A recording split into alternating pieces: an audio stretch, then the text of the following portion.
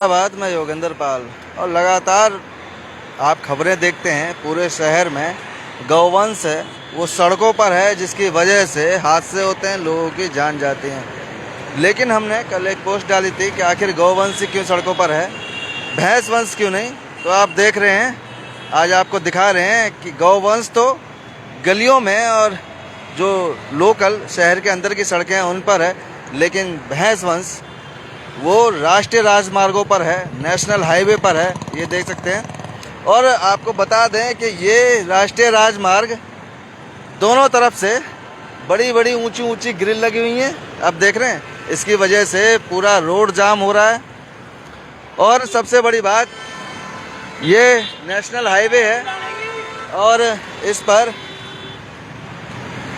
वाहन बड़ी तेज़ी से चलते हैं, लेकिन वहीं ये रुकावट पैदा कर रही हैं। अब ये किसकी भैंस हैं, क्या उन पर कार्रवाई होनी चाहिए या नहीं, ये आप कमेंट कर कर ज़रूर बताएं हमें, क्योंकि एक बड़ा ही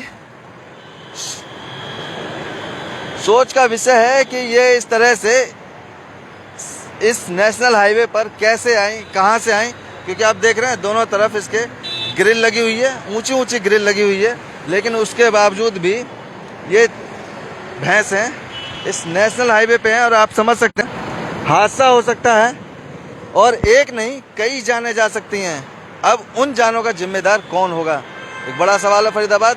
क्या जो जिनकी ये भैंस हैं, क्या उन पर कार्रवाई होनी चाहिए या नहीं होनी चाहिए, ये कमेंट में हमें ज़रूर बताएं। और क्या कार्रवाई होनी चाहिए उनके साथ, क्योंकि इस तरह से इस नेशनल हाईवे पर कहाँ से ये भैंसें अंदर घुसी और कहाँ निकलेंगी वो भी नहीं पता। ना इस पर कोई खाने की चीज़ें हैं ना कुछ है, उसके बावजूद भी ये।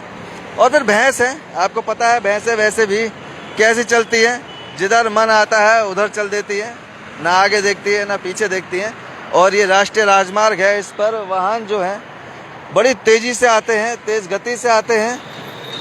अब उसके बावजूद अगर अचानक से ये किसी भी साइड भागने लगे और किधर भी हो जाए, तो इस पर जो गाड़ी टकराएगी उसके पीछे लगातार कई गाड़ियां टकराएंगी।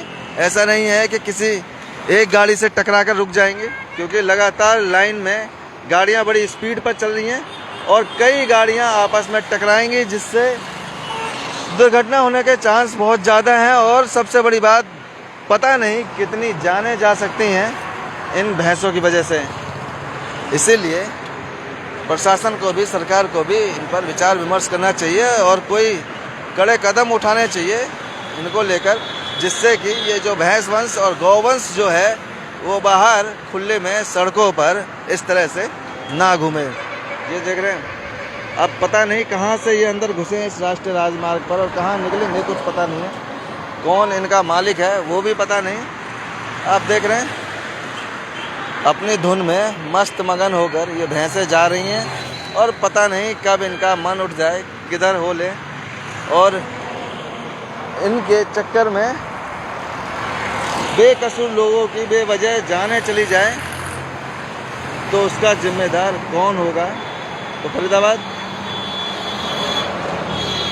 देखते हैं अब इन पर क्या कार्रवाई होती है, किसकी ये भैंस हैं उन पर क्या कार्रवाई होती है, वो देखने की बात है।